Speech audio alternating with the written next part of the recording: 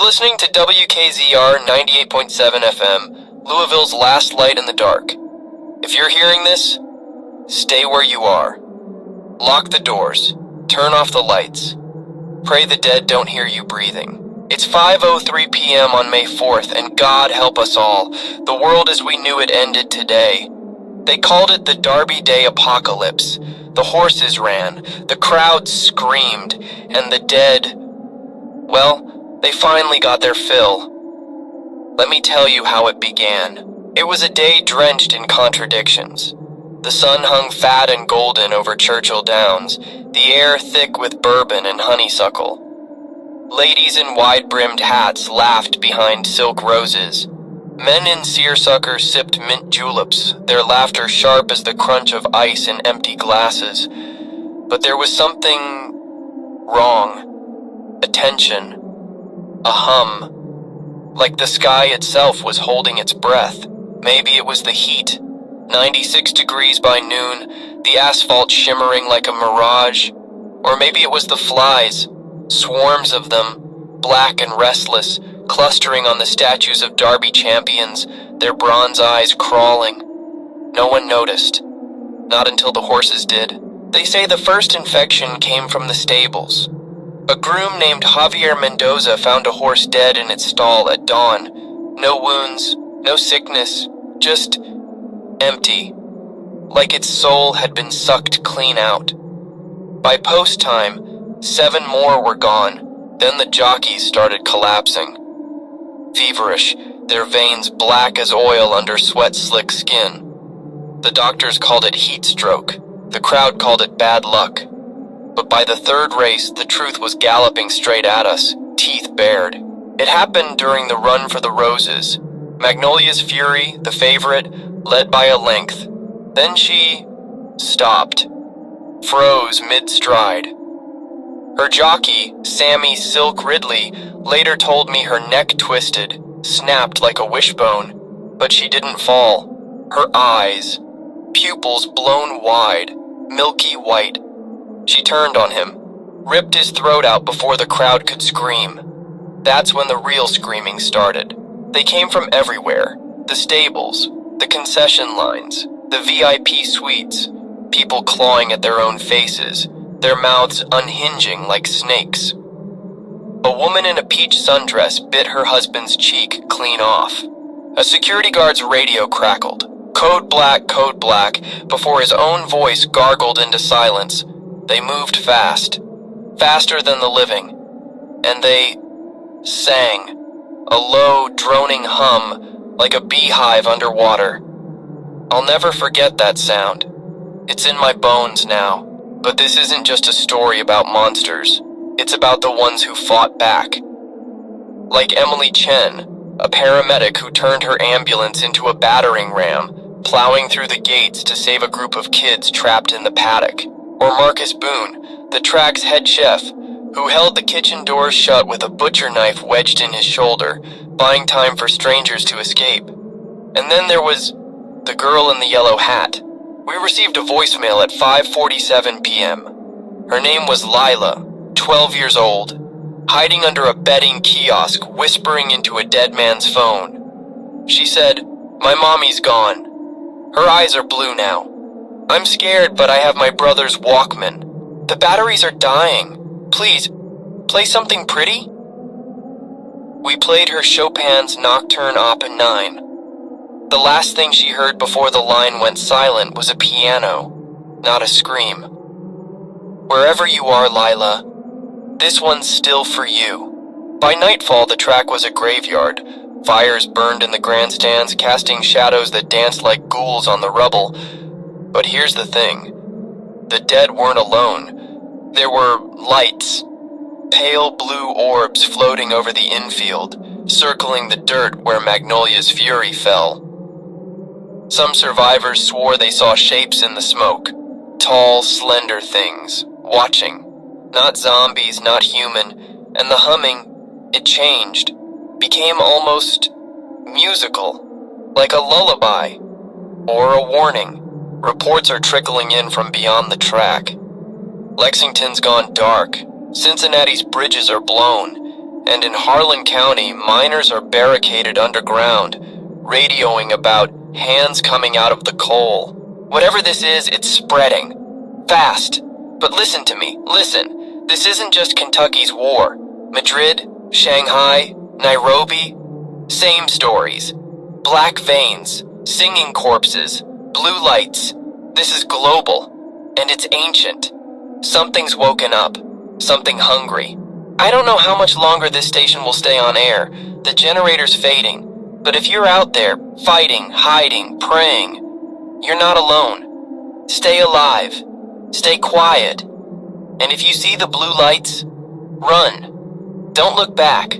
Don't. They're at the door. I have to go. Tune in next hour. If I'm still here. Remember, the dead hate fire. They fear the music. And whatever you do, don't let them sing you to sleep. You're still listening. Good. That means you're still breathing. It's 8:17 p.m. on May 4th. The sky outside is blacker than coal ash, but the streets are alive. WKZR's transmitter is failing. Every word could be our last. But I promised I'd tell the story. So let me tell you about the hollowing. The moment we realized the dead weren't just hungry, they were changing, and so were we. After the track fell, survivors scattered like shrapnel. Some fled to the Ohio River, only to find the water wrong. Thick, syrupy, shimmering with that same damn blue light. A fisherman's boat washed up near Shawnee Park, engine still running, radio blaring static. No bodies, just a pair of bifocals on the dashboard, lenses cracked in the shape of a handprint. But others, the brave, the desperate, the foolish, dug in. They fortified the Churchill Downs Museum, barricading themselves behind cases of Derby trophies and jockey silks. That's where our story turns. That's where the hollowing began. Among the survivors was Dr. Eleanor Voss, a virologist from the University of Louisville. She'd been studying the flies, those same swarms that clustered on the statues. In her final voicemail to the CDC, time-stamped 6:32 p.m., she said, "It's not a virus, it's a symbiosis. The flies carry a pathogen, yes, but they're also drawn to it, like bees to a flower. The infected, their bodies decay at hyper-accelerated rates, but their brains, God, their brains are blooming. New structures, new connections. They're not mindless. They're evolving."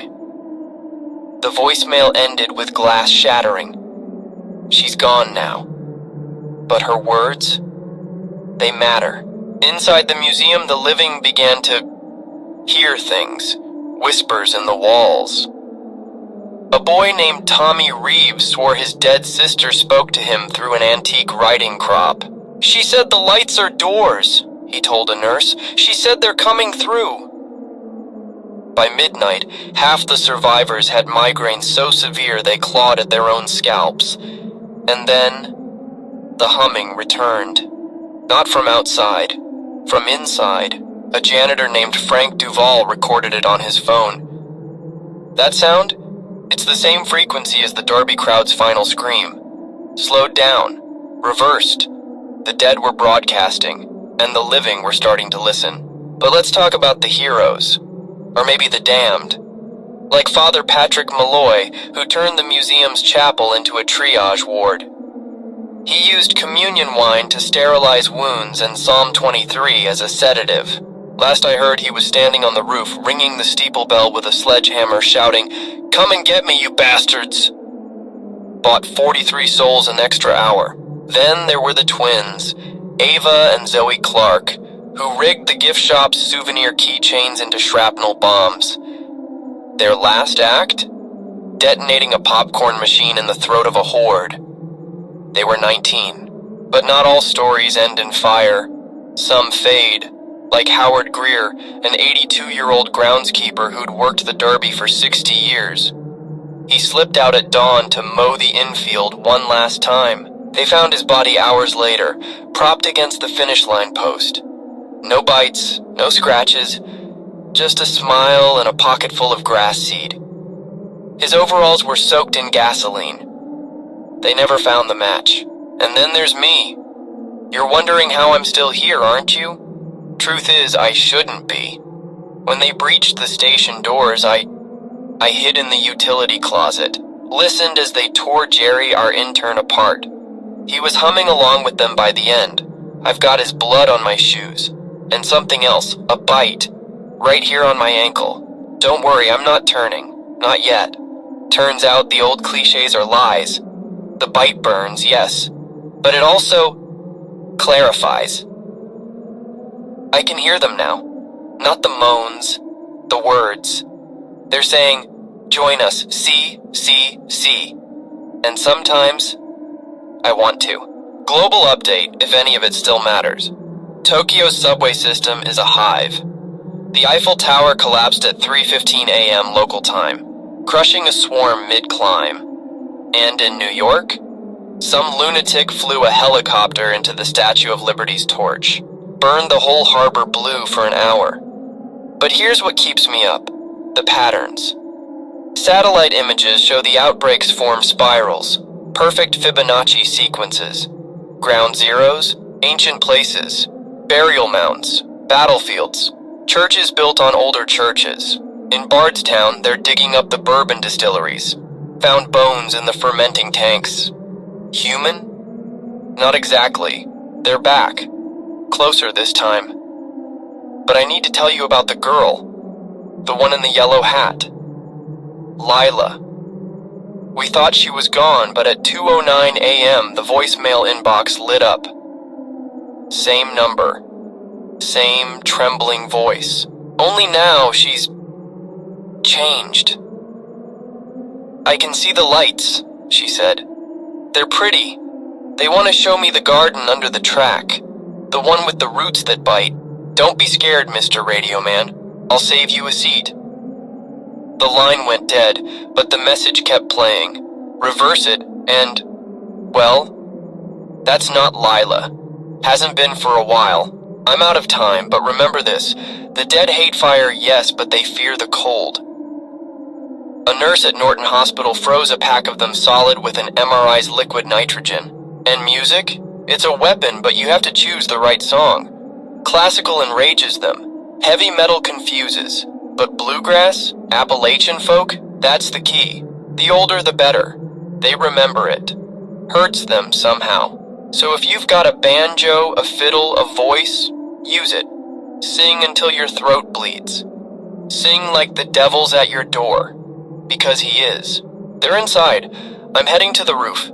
If I don't make it, tune to 99.1 FM at dawn. There's a truck convoy heading south. National Guard remnants. Maybe hope. But listen, the bite is talking now. It says the blue lights are coming for the strong, the smart, the stubborn. It says we'll all be gardened soon. Don't believe it. Don't you dare. Fight. Fight. This is Deputy Mara Cole. The radio host is down. I've got his notes. His name was Ben. If you're hearing this, meet us at the water tower at noon. Bring weapons, bring music, and for God's sake, don't look at the lights.